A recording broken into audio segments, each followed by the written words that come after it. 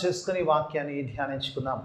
మమ్మలతిగా ప్రేమించు మా పరలోకపు తండ్రి, ముఖ్యాంశమైన దేవా, నీ వాక్య ధ్యానములోకి వస్తుండగా ఎన్నికలేని వాడిని నీ దైవదాసుడు వెళ్ళినప్పుడుండగా మిన్న మీ ఆత్మతో అభిషేకించండి నాయన. కేవలము పరిశుద్ధాత్ముడికి స్వరమిచ్చేవాడిగా నన్ను నిలబెట్టుకోమని దేవవాక్యముతో నాతో మాతో మాట్లాడి మమ్మలందరినీ దేవ బలపరిచి నాయన స్థిరపరిచి ఈ స్థలం నుంచి పంపించమని యేసయ్య అతి పరిశుద్ధ నామమున అడిగి వేడుకుంటున్నాను తండ్రి. ఆమేన్. హల్లెలూయా. దేవుని స్తోత్రం. కొన్ని నిమిషాలు దేవుని వాక్యాన్ని ధ్యానించుకుందాం పిల్లరా. మరి మత్తయి రాసిన సువార్తలో ఉన్నాం పిల్లరా. 13వ అధ్యాయం. ఇది ఒక ప్రత్యేకమైన అధ్యాయం పిల్లరా. 13వ అధ్యాయం అంతలో చూసినప్పుడు పిల్లరా, యేసు ప్రభు వారి 33 సంవత్సరాల జీవితము, 3.5 సంవత్సరాల పరిచయ కాలంలో మరి మత్తయి సువార్తికుడు చాలా చక్కగా రాస్తాడు పిల్లలు. ఈ 13వ అధ్యాయం అంతా కూడా it is all about the parables, ఉపమానాల గురించి రాస్తాడు. 13వ అధ్యాయం ప్రారంభించినప్పుడు ప్రభు యొక్క బోధ పిల్లరా, 3.5 సంవత్సరాల బోధలో ఉన్నప్పుడు ఆయన ఉపమానం ఏదైతే మొదట విత్తువాని ఉపమానం గురించి రాస్తాడు, ఆ తర్వాత గోధుమలు గురుగుల గురించి రాస్తాడు, ఆ తర్వాత పిల్లరా పోయిన వారం కూడా మరి ధ్యానించుకున్నాం. ఇంకా చాలా మరి మస్టర్డ్ సీడ్ మరి అన్ని గింజల కంటే చిన్నమైంది ఎలా చెట్టుగా పెరిగి ఎలా మరి ఆకాశ పక్షులకు నివాసస్థలమైన ఆ విషయం రాస్తాడు. ఇంకా ఒక స్త్రీ మరి ఒక పులిసిన పిండిని ఎలా ఆ ముద్దను ఎలా చేసిందన్న విషయాన్ని రాస్తాడు. ఆ తర్వాత మరి ఒక నెట్ను గురించి ధ్యానించావు కదా, ఫిషింగ్ నెట్ని గురించి కూడా ధ్యానించావు. చాలా ఉపమానాలు చెప్పాడు. ఇప్పుడు ఇక్కడ చూసినప్పుడు ఇక్కడ వాక్య భావంలో చూసినప్పుడు మరి 53వ వచనము ఇంగ్లీష్లో సబ్జెక్ట్ తెలుగులో కలిపి ఉన్నది. మొట్టమొదటి చూసినప్పుడు ఏమంటాడు పిల్లరా, when Jesus has finished these parables, యేసు ప్రభు వారు ఆయన ఉపమాన రీత్యం మాట్లాడు. శిష్యులు అడిగారంట, ఎందుకయ్యా ఉపమాన రీత్యం మాట్లాడతావు అంటే, వాళ్ళు కూడా విన్నట్టుగానే ఉండాలి, వారు చూసినా కూడా చూడనట్టుగా ఉండాలి, గ్రహించలేనట్టుగానే ఉండాలి. I speak only. ఈ పారబుల్స్ యొక్క మరి సారాంశము నాటి శిష్యులకు నేటి శిష్యులైన మనకు సిలువ రక్తంలో కడగబడ్డ నీకు నాకు వీటి యొక్క మరి వివరణ ఇవ్వబడ్డట్టుగా చూస్తాం. వారికి మాత్రం పారబుల్స్నే ప్రభు మాట్లాడారు. మరి అవి అయిపోయిన తర్వాత యేసు ప్రభు వారు ఈ move to his home town అంటాడు. ప్రభువారు తన యొక్క మరి తను ఎక్కడైతే నివసించాడో ఆ పట్టణమునకు వచ్చి, ఇప్పుడు మన హోమ్ టౌన్ లేదంటే మనం ఇక్కడ ఉంటాం కదా, సెకండ్రాబాద్ కానీ లేదా మల్కైరి సెక్టర్ కానీ లేదంటే ఇక్కడ తండ్రిగా మరి హోమ్ టౌన్కి వచ్చాడు ప్రభు. మరి ఆ యొక్క ఇజ్రాయెల్ ప్రదేశాలన్నింటిలో బోధిస్తూ మరి came back to his home town. తన స్వగ్రామమునకు వచ్చినప్పుడు పిల్లలు అక్కడ చూసినప్పుడు అక్కడ జరుగుతున్న సంఘటన ఏంటంటే, ప్రభు వచ్చిన వెంటనే పిల్లల ప్రభు ఏం చేస్తున్న పిల్లరా, ఆయన సమాజ మందిరంలోకి వెళ్ళి ఈ వాస్ టీచింగ్. ప్రభు బోధిస్తున్నట్టుగా చూస్తాం. ప్రభు యొక్క బోధలు, గాడ్ వాస్ టీచింగ్. ఇక్కడ ఒక ప్రాముఖ్యమైన విషయం ఉంది. ప్రభు బోధిస్తున్నాడు, ఆయన బోధలు వింటున్న వారందరూ, ఆ యొక్క పట్టణవాసులందరూ కూడా ఆశ్చర్యపడుతున్నట్టుగా చూస్తాం. ఎందుకు ఆశ్చర్యపడుతున్నారంటే, ఈయన బోధ ఏంటి, ఈయన అద్భుతాలు ఏంటి అసలు అర్థం అవట్లేదు. ఏంటి ఈయన మరి వడ్రంగి వారి కుమారుడు కాదా, మరి ఈయన తల్లి కాదా, ఈయన సహోదరులు మన మధ్యలో ఉన్నారు కదా, అలా పేర్లు కూడా చెప్పాడు. ఆ తర్వాత అది కూడా వీళ్ళ అక్క చెల్లెళ్ళు మన మధ్యలో లేరా అని ఒక ప్రశ్న వేస్తున్నట్టుగా చూస్తాం. అక్క చెల్లెళ్ళు ఉంటారు, ఎందుకంటే ఈయన జ్యేష్ఠ పుత్రుడు కాబట్టి చెల్లెళ్ళు, సహోదరులు మన మధ్యలో లేరా అని వారు ఒక రకంగా ప్రభువును అంగీకరించలేని స్థితిలో ఉన్నట్టుగా చూస్తాం. They were not in a position to accept Jesus as ఎ మెస్సయ్య, రాబో మెస్సయ్య అని, రక్షకుడని, ఆయన శిలువ కార్యము ద్వారా విమోచించేవాడని ఆయన నమ్మలేని స్థితిలో ఉన్నారు. వారిని చూసినప్పుడు ప్రభు ఒక మాట అంటున్నాడు, ప్రవక్త ఎక్కడైనా కూడా the profit is not honoured in his home town అంటాడు. ప్రవక్త ఎప్పుడు కూడా తన యొక్క సొంత పట్టణంలో అతనికి ఘనత లభించదు అన్న మాట ప్రభు అక్కడ తెలియజేస్తున్నట్టుగా చూస్తాం. ఆ తర్వాత కింది వాక్యంలో చూసినప్పుడు ఆ తర్వాత ప్రభు చేయని చెప్తాడు. అక్కడ వారి అవిశ్వాసమును బట్టి ప్రభు ఇంకా అనేక సూచక్రియలు చేయలేదు. He has done but not many అంటాడు. ప్రభు ఇంకా అనేకమైన అద్భుత కార్యాలు చేయగలుగుతాడు, చేసేవాడు. కానీ బహుశా వారి అవిశ్వాసమును బట్టి God has stopped his miracles. అంటే పిల్లరా, there is a link between a faith and the miracle. విశ్వాసానికి అద్భుతానికి లింక్ చేస్తూ ప్రభు అక్కడ ఆ మాటలు ముగించినట్టుగా చూస్తాం. దేవుని వాక్యం ఇందులో నుంచి కొన్ని ఆత్మీయ సత్యాలు నేర్చుకునే ప్రయత్నం చేద్దాం. మొట్టమొదటిగా చూసినప్పుడు దేవుని వాక్యమాలలో చూసినప్పుడు ఒకటి, ప్రభు ఆ పట్టణంలోకి రాగానే ఈ వాస్ టీచింగ్ కదా, ఆయన బోధిస్తున్నాడు, ప్రభు బోధిస్తున్నాడు. అక్కడ ఉన్నవారు పట్టణవాసులందరూ కూడా బోధను వినడము మానేసి చూడడం మొదలు పెట్టేశారు. ఆయన వైపు చూడడం, ఈయన ఏంటబ్బా, ఈయన కాదా, ఈయన సోన్సో కాదా అన్న విషయాల్లోనే ఆయన ఫోకస్ చేస్తున్నారు. ఈరోజు దేవుడు నీతో నాతో మాట్లాడాలని కూడా సత్యం పిల్లలు, దేవుడి వాక్య భావం ఈరోజు గమనించిన పిల్లలు ఏంటి ఈ మాటలు పిల్లరా, when you don't focus on his word you cannot have the faith.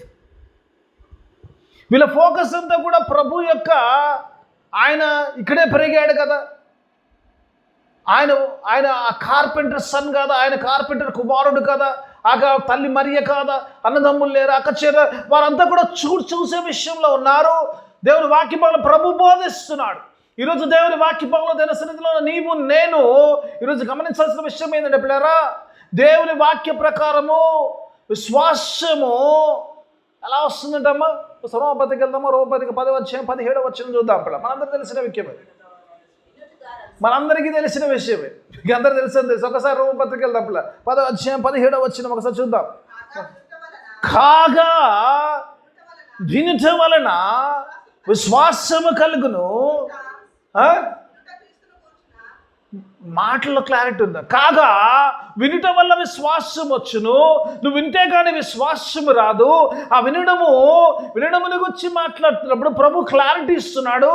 వినుట క్రీస్తును గూర్చిన మాట. పిల్లరా, దేవుని మాటలు చూసినప్పుడు, ప్రభు వాక్యంలో చెప్తున్నప్పుడు క్రీస్తును గూర్చిన మాట. ఏ మాటలు పడితే ఆ మాటలు వింటే విశ్వాసం వస్తుందో లేదో తెలియదు, కానీ దేవుని వాక్య ప్రకారము if you want to be the faith you have to listen to the word of God. దేవుని గూర్చి, దేవుని మాటలు గూర్చి వినాలి. హల్లెలూయా. చాలాసార్లు ఈ రోజుల్లో విశ్వాసము ఎందుకు బలంగా లేదంటే ఈరోజు మనందరం కూడా ఈ స్థితిలోనే ఉంటున్నాం. మీరు అడగవచ్చు, మేము ఏ స్థితిలో ఉన్నామండి? వాక్యం చెప్తుంది ఏంటంటే ప్రభువు ఆయన తన స్వగ్రామంకి వెళ్ళినప్పుడు ఆయన తెలియదా ఇలా సంగతి ఏమో? ఈ నోస్ ఎవ్రీథింగ్ కదా, ఆయన సర్వాంతరం ఇది. మనిషిని యొక్క తలంపు పుట్టక ముందు తిరిగిన వాడు. పిల్లలు వారు ఏమనుకుంటారో వారి మనసులు తెలియని వాడు కాదు, ప్రభువుకు తెలుసు. కాబట్టి అందుకే జీసస్ స్టార్టెడ్ హిస్ ప్రీచింగ్. యేసు ప్రభు వారు బోధన ప్రారంభించాడు. బోధన ఎందుకు ప్రారంభించాడంటే పిల్లరా, if you look at my background, నన్ను చూడడము, నా తల్లిదండ్రులను చూడడము, నేను జీవించిన విధానాన్ని చూడడం ఇస్తే మీరు విశ్వాసంలోకి రారు. కానీ నేను మాట్లాడే మాటల మీద మీరు ఫోకస్ చేస్తే అప్పుడు మీరు విశ్వాసంలోకి వస్తారు.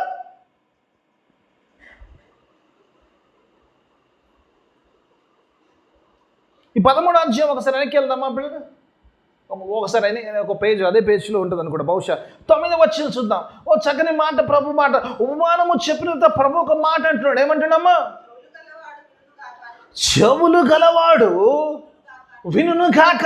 ప్రభు ఒక ఉపమానం చెప్పిన తర్వాత ఆయన కనులు గలవాడు చూడునుగాక అంటలేడు, కానీ చెవులు గలవాడు వినుడుగాక. ఎందుకంటే వింటే విశ్వాసం వస్తుంది. దేవుని మాటలు విన్నప్పుడు నువ్వు విశ్వాసంలో బలపడతావు. కాబట్టి you have to listen to the God's word.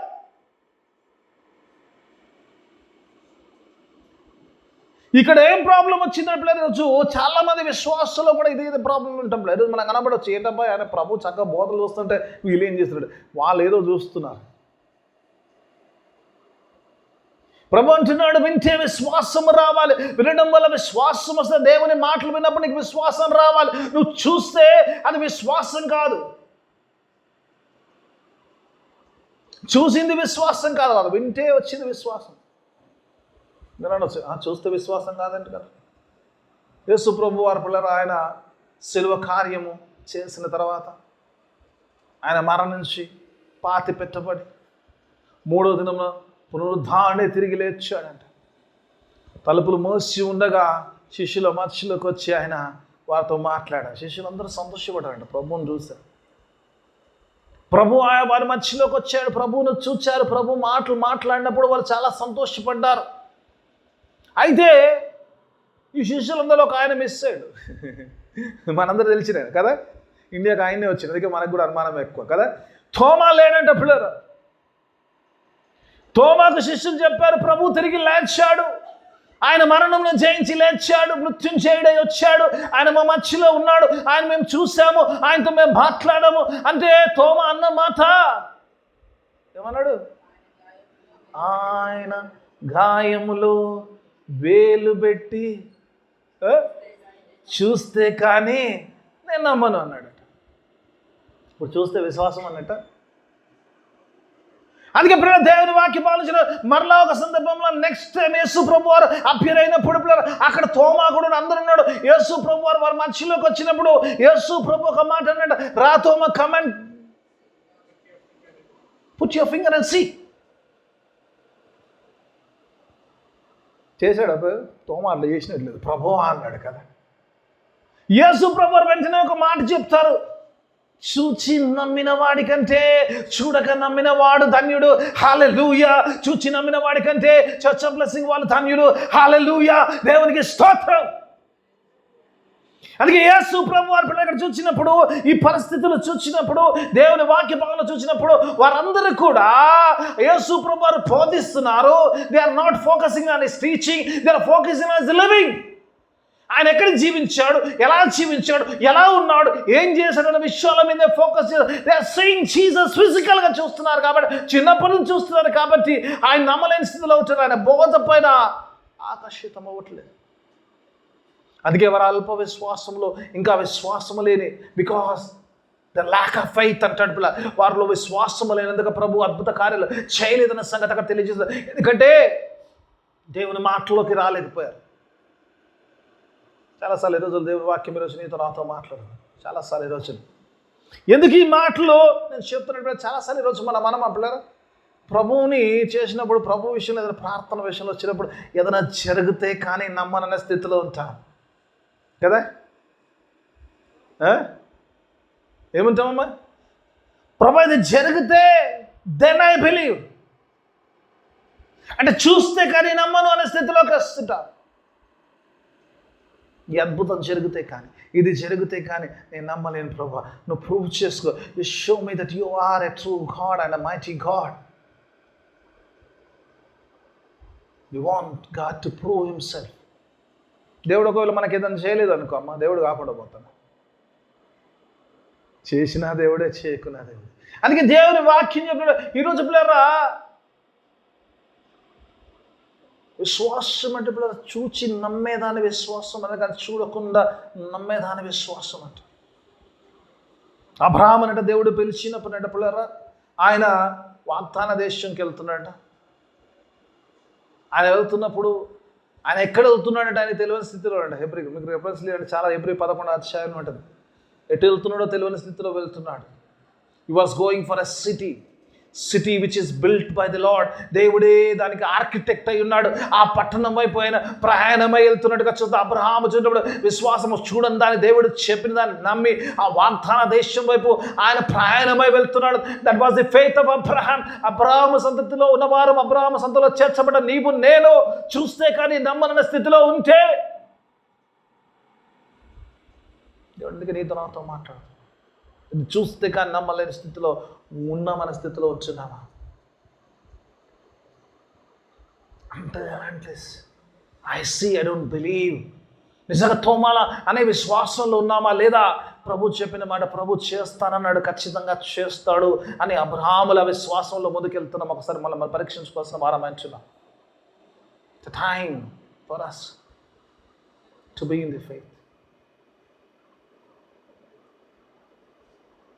మీకు రెఫరెన్స్ లేదంటే చాలా చాలా చాలా సందర్భాలు ఇస్తాను.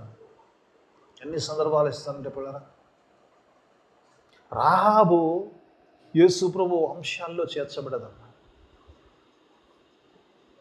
యెహోషువ యెరికో పట్టణమును చేయించడానికి వెళ్తున్నప్పుడు రాహాబు 2 స్పైస్ను తన ఇంట్లో దాచిపెట్టిందంట. ఆమె ఒక మాట అంటుంది. ఆ మాట అన్నప్పుడు నిజంగా కావాలంటే రెఫరెన్స్ తర్వాత ఇస్తాను. ఆయనకి వ్యూ యెహోషువ గ్రంథం ఉంటుంది, స్టార్టింగ్లోనే ఉంటుంది అంతే కదా.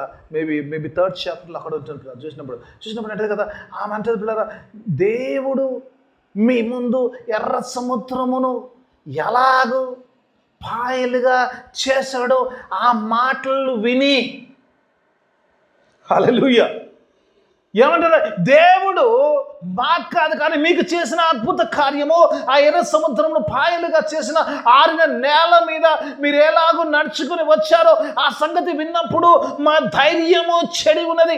ఎవరము కూడా ధైర్యంగా నిలబడే స్థితిలో లేము. Because the mighty miracle has been done to you when we heard the faith.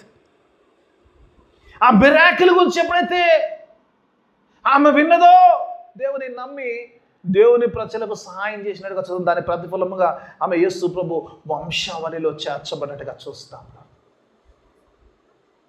దేవుని వాక్యం when you hear, దేవుని సన్నిధిలోకి రావడానికి గల కారణం ఏంటంటే దేవుని సన్నిధిలో ఉండడానికి గల దేవుని వాక్యము మాట్లాడుతున్నాం. ఆ వాక్యాల ద్వారా మనల్ని బలపరచుకోవడానికి, విశ్వాసములో స్థిరపడడానికి, దేవునితో నడవడానికి, దేవునిలో విశ్వాసంలో బలంగా కావడానికి దేవుని వాక్యం అందుకే మనకి ఇవ్వబడ్డది.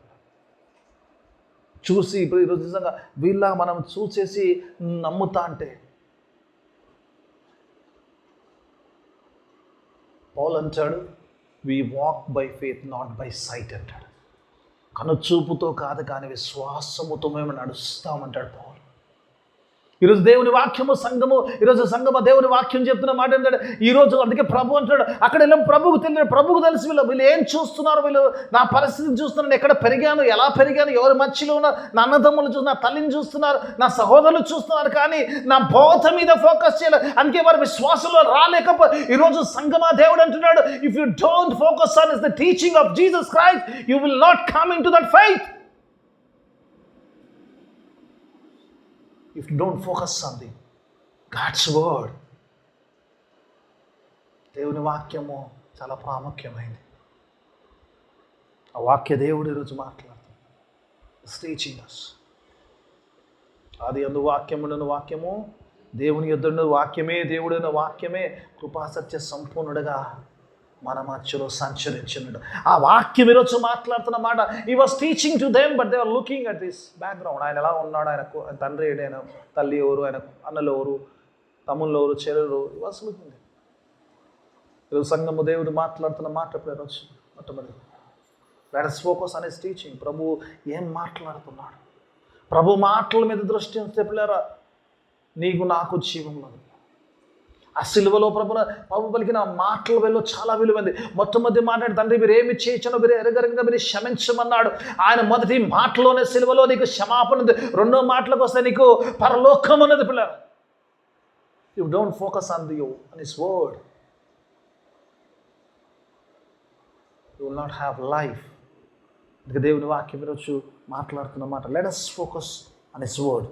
రెండోదిగా చూసినప్పుడు ఇక్కడ చూసినప్పుడు ఈ వాక్య భావన చూసినప్పుడు యేసు ప్రభువు చెప్తున్నాడు, ఒక మాట చెప్తున్నాడు. ఏమంటుండు ఒకసారి చూద్దాం. లేట్ సి 57వ వచనం చూసుకుందాం. ఒకసారి చూద్దాం. అయితే యేసు ప్రవక్త తన దేశములోను తన ఇంటను తప్ప మరి ఎక్కడనైనాను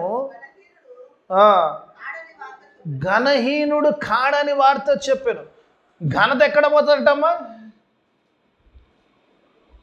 తన ఇంటి వారి మధ్యలో, ఇంకెక్కడ తన స్వజనుల మధ్యలో, తన పట్టణంలోనే. They will not honour him అంటాడు. Prophet has no honour in his own town అంటాడు. చాలాసార్లు నిజంగా మన మధ్యలో ఉన్న వారికి అంత ఘనత వారికి ఇప్పుడు వీళ్ళు చూడకపోవడం. అందుకే ప్రభు ఎందుకు ఈ మాట చెప్తుంటే వారి చూపు ఎలా ఉందంటే యేసు ప్రభుని వారి మధ్యలో పెరిగిన ఒక వ్యక్తిలా చూస్తున్నారు, కానీ మెస్సైలా చూడలేకపోతున్నారు కదా. గరికి మురిగి రాల్వరవ్వరు అంటే ఎందుకంటే మన మధ్యలో ఉన్నాడు. చాలామంది కొన్నిసార్లు అనిపిస్తుంది, నిజంగా కొన్నిసార్లు అనిపిస్తుంది. ఒక అంకుల్ ఉండేవాడు, ఆయన ఎప్పుడు కూడా అంటే అంటే నన్ను పాస్టర్కి వచ్చినప్పుడు నన్ను వాంట్ నేమ్ నన్ను పాస్టర్కి వచ్చినప్పుడు పాస్టర్ కన్సిడర్ చేయడు. సో ఓకే ఫైన్, నాకు అక్కడ పెద్దోడు కాబట్టి ఓకే మంచిది అనుకోడు. కానీ ఎప్పుడన్నా సందర్భం వచ్చి బయట మాట్లాడతాడు,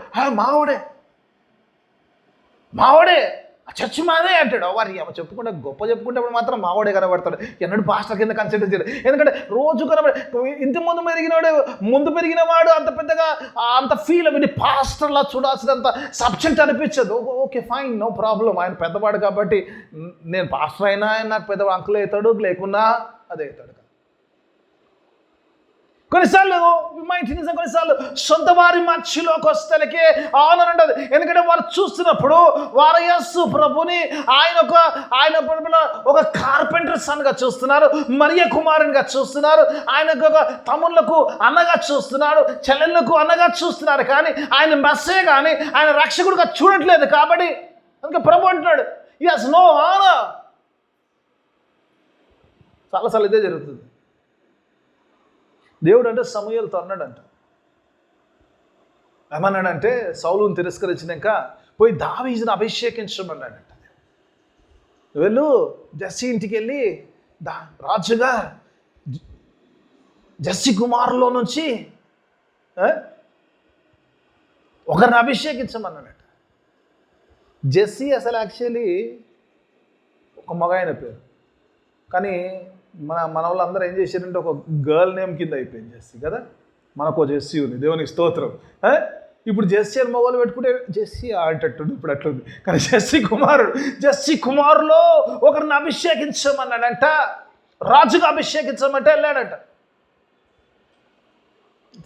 సమూయేలు అన్నాడు, మరి సౌలు తెలిసి నన్ను చంపాడు అంటే పో అక్కడ పోయి ఒక సాక్రిఫైస్ చేయి, ఆ సాక్రిఫైస్ వాళ్ళు పిలిపి అక్కడ అభిషేకించమన్నప్పుడు వెళ్ళాడంట. వెళ్ళినప్పుడు ఆ జెస్సీని ఆయన కుమారులను పిలిచినప్పుడు ఎలియాబు వచ్చినప్పుడు చూసినప్పుడు ఆ ఎత్తు పొడుగు బలంగా అజానుభావుడు ఉన్నప్పుడు చూసినప్పుడు ఆ సమయం లేచి సంతోషంగా పోయి ఆ ఫ్లాస్క్లో ఆయిల్ తీసుకెళ్ళి ఆయన ఎత్తి మీద అభిషేకించాలనుకుంటే దేవుడు అంటాడు, అతని ఎత్తు పొడుగు బలమును చూడకు, హ్యావ్ రిజెక్టెడ్ హిమ్ అంటాడు. గాడ్ సేస్ మనుషులు లక్ష్య పెట్టినట్టుగా దేవుడు లక్ష్య పెట్టడు అన్నాడు. నెక్స్ట్ వాడు వచ్చాడు. 7 మంది వచ్చేసారు. 7 మంది వచ్చారు. 7 మందిని కూడా దేవుడు కాదన్నాడు. ఒకసారి చూద్దాం ఒకసారి. మొదటి సమూయేలు గ్రంథం 16వ అధ్యాయం 10-11 వచనాలు చాలా వండర్ఫుల్ ఉంటుంది. Let's see. ఒక 5 నిమిషాలు ఎక్కువైనా పర్లేదు. లెట్స్ సీ ఎందుకంటే చూద్దాం కొన్ని సందర్భాలు ఒకసారి చూద్దాం. మొదటి సమూయేలు గ్రంథం 16వ అధ్యాయము 10-11 వచనాలు చూడండి. యెషయి తన 7 కుమారులను సమూయేలు ఎదుటకు పిలువగా సమూయేలు యెహోవా క్లారిటీ ఇస్తున్నాడు. సమూయేలు అంటాడు, ఈ 7 మందిని యెహోవా కోరుకోలేదు. వాళ్ళ ఎత్తు కానీ వాళ్ళ బలం కానీ వాళ్ళ యొక్క ఆకారం కానీ God has not seen anything, God has not chosen them. నీ కుమారులందరూ ఇక్కడ ఉన్నారా అని యెషయిని అడగగా ఇంకను కడసారి వాడున్నాడు, అయితే వాడు గొర్రెలను కాయచున్నాడు చెప్పాను. అందుకు సమూయేలు నీవు వారిని పిలువనంపించుము, అతడితను వచ్చే వరకు మనము కూర్చుందుమని చెప్పాడు. Will wait for him. పిల్లరా, ఒకవేళ నా కుమారులోకని రాజుని చేస్తా అంటే కొడుకు వరుస అయిన వాళ్ళందరినీ తీసుకురావాలి కదా. ఈవెన్ వచ్చేసి దావీదు అనుకుంటలే, దావీదు రాజు అవుతాడన్న ఆలోచన లేదు.